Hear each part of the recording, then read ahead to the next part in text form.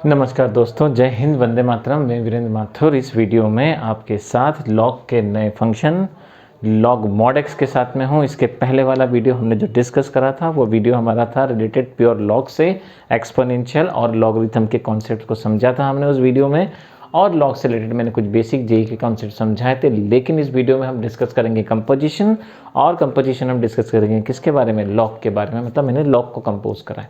सो देखिए, sorry my mistake, mod को compose करा है लॉग के अंदर।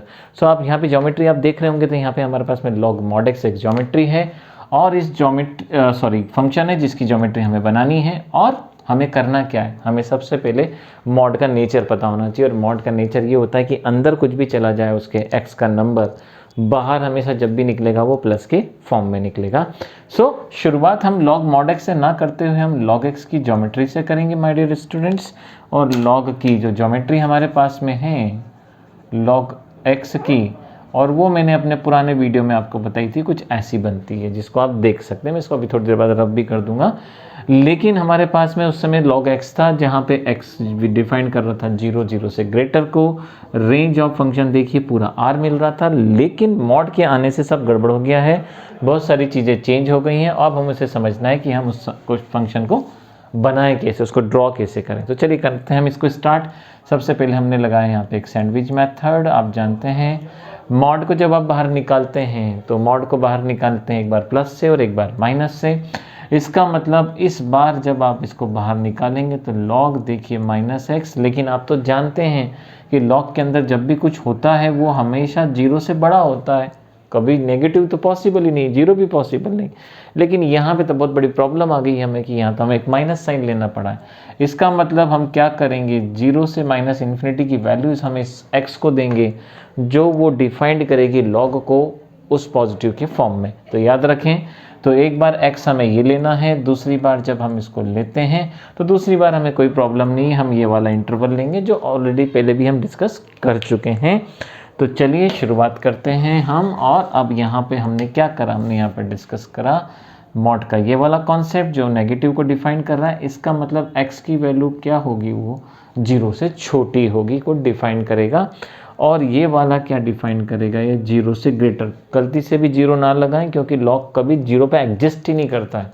तो मॉड के अंदर भी जाएगा तब भी वो एग्जिस्ट नहीं करेगा। इसका मतलब अगर आप किसी के घर जाते हैं और अगर आपको कॉफ़ी नहीं पसंद है, पीते ही नहीं है, आपके नेचर में ही नहीं है, तो आप किसी के घर में भी चले जाएं, आपको कॉफ़ी देंगे तो आप नहीं पियेंगे। ये आपका एग्जिस्टेंस होता है कि आप उस पर एग्जिस्ट नहीं करते हैं।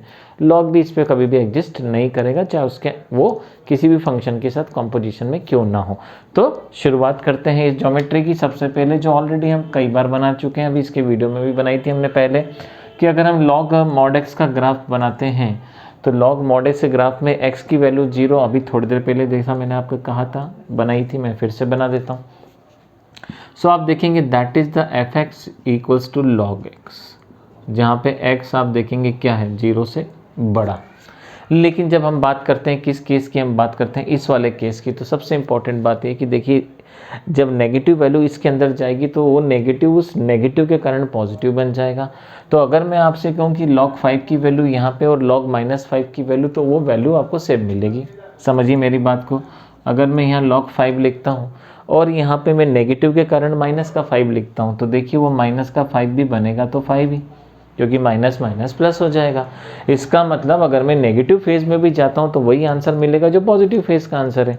इसका मतलब मुझे लॉग के ग्राफ को ज़्यादा दिक्कत नहीं आएगी बनाने में, बट मुझे ये याद रखना मेरे पास इंटरवल ये है तो ग्राफ भी यहीं कहीं प्लॉट होगा। देखिए ग्राफ प्लॉट करने का आसान तरीका, उस ग्राफ को आप ऐसे बना दीजिए। सो log 1 पर जहां आपको 0 मिलता था वहीं आप देखेंगे -1 पे कितना, 0। लेकिन मेरे दोस्तों वो मॉड के अंदर होगा तभी पॉसिबल है, अदरवाइज वो पॉसिबल नहीं है। तो ये हमने डिस्कस करा लॉग के बारे में पहली चीज़। अब हम बात करेंगे दूसरी बात के बारे में, दूसरा कॉन्सेप्ट क्या है हमारे पास। तो देखिए दूसरा कॉन्सेप्ट मैं आपको बता रहा हूँ, ध्यान से देखिए।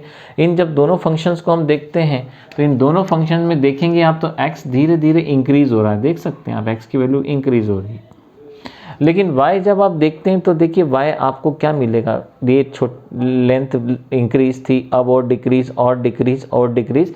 इसका मतलब आप देखेंगे तो यहाँ पे जब log mod x की ज्योमेट्री बनाते हैं और अगर x डिफाइन कर रहा है लेस देन 0 वाले केस को, तो उस समय जो फंक्शन प्लॉट होता है माय डियर स्टूडेंट्स, वो एक डिक्रीजिंग फंक्शन प्लॉट होता है, लेकिन स्ट्रिक्टली डिक्रीजिंग। स्ट्रिक्टली इसलिए क्योंकि लगातार वो नीचे की तरफ आ रहा है, लगातार डाउन हो रहा है, लगातार घट रहा है। तो जब आप देखेंगे तो लगातार this is the decreasing function, ये पूरी तरह से डिक्रीज हो जाएगा, बट रहेगा स्ट्रिक्टली, मतलब पूरी तरीके से स्ट्रिक्टली रहेगा। तो that is the log x, जहाँ पे हम इसे बोलेंगे कि अगर हम इसका नेचर डिफाइन करते हैं तो देखिए नेचर डिफाइन करेंगे तो हम बोलेंगे log माइनस एक्स, यहाँ पे आप देखेंगे एक डिक्रीजिंग, जहाँ पे x की वैल्यू क्या होगी 0 से छोटी, याद रखें इस फेज को। अगला फेज आप देखेंगे तो देखिए एक इंक्रीजिंग फंक्शन होगा, वो भी स्ट्रिक्टली इंक्रीजिंग, जब क्या इसको डिफाइन करेंगे इसको। लेकिन सबसे इंपॉर्टेंट बात अब हमें डिफाइन करना है कि log mod x का पूरा डोमेन क्या होगा। तो जब हम इसके डोमेन की बात करते हैं इस फंक्शन के, so the domain of function is element of r except 0, जिसके अंदर आप सब रख सकते हैं पर 0 नहीं रखेंगे। लेकिन जब हम रेंज की बात करेंगे तो range of function is element of r, वो r को ही डिफाइंड करेगा। तो इस प्रकार से हमने देखा यहाँ पे जो हमें रेंज मिला, वो हमें रेंज क्या मिला, वो हमें रेंज मिलेगा greater than element of r को डिफाइन करेगा। सो हमने इस वीडियो में right, so this is the concept. और यहाँ से आपने देखा तो ये वाला फेस हो जाएगा इंक्रीजिंग, ये फेस हो जाएगा डिक्रीजिंग। सबसे इंपॉर्टेंट बात, 0 पे देखिए डिफरेंशिएबल नहीं होगा, इसलिए डिफरेंशिएबल करने की कोशिश ना करें। और कंटिन्यूटी देखिए 0 पे नहीं है, और अगर किसी पॉइंट पे कंटिन्यूटी नहीं होती तो टेंजेंट का तो सवाल ही नहीं उठता, वो डिफरेंशिएबल नहीं होगा क्योंकि 0 पे कंटिन्यूस नहीं है। तो हम बोलेंगे function is everywhere continuous except 0। 0 पे ये फंक्शन डिसकंटिन्यूस होगा, तो हम बोलेंगे डिसकंटिन्यूस, याद रखें एट 0, लेकिन 0 के आसपास देखेंगे तो वो आपको शो करेगा। इवन ये ना डिफरेंशिएबल नहीं होगा इस पॉइंट पे भी, ये आपने देखा। सबसे आप हम आगे इसके नेचर की बात करें तो देखिए ये आपको एक फंक्शन दिखाई दे रहा है। इस फंक्शन के अंदर अगर आप गौर से देखें तो ये जो ऑब्जेक्ट है वहीं इसका आपको इमेज दिखाई दे रहा है। अगर इस सिमेट्रिकल देख सकते हैं आप, ये सिमेट्रिकल केस आपको दिखाई दे रहा है। और अनंत कहीं पर देखिए आप, जैसे ही x 0 की ओर अप्रोच करेगा तो ये देखिए आप 0 की ओर, तो ये वाली लाइन इस y एक्सिस के नेगेटिव के पास जाती जाएगी। जब इस प्रकार का केस देखने को मिलता है माय डियर स्टूडेंट, तो हम क्या बोलेंगे, y एक्सिस जो होगी यहाँ पे वो किसका काम करेगी, असिम्पटोट का। तो ये असिम्पटोट हो गया जो आप देख रहे हैं, और इस प्रकार से हमको एक नेचर दिखाई देगा, वो नेचर हमें यहाँ पे देखने को मिलता है। और आप बहुत इजीली इसको देख सकते हैं, जितना 0 के आगे है उतना ये 0 के पीछे। और सबसे मज़ेदार बात हम देखें यहाँ पे, तो हम ऐसा लिख सकते हैं f(x) इजिकल टू में माइनस का जो वैल्यू ये है वही वैल्यू क्या हो रही है यहाँ पे इस बार डिफाइंड हो रही है। जो पॉजिटिव आप देखेंगे नंबर है वही आपको यहाँ पे दिखाई देने को मिलेगा। तो इस प्रकार से हमने देखा इस फंक्शंस के अंदर हमने कुछ बेसिक चीज़ों के बारे में डिस्कस करा, log mod x डिस्कस करा।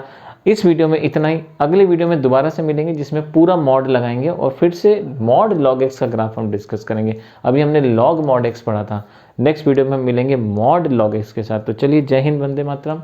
हम मिलते हैं अपने नए वीडियो में।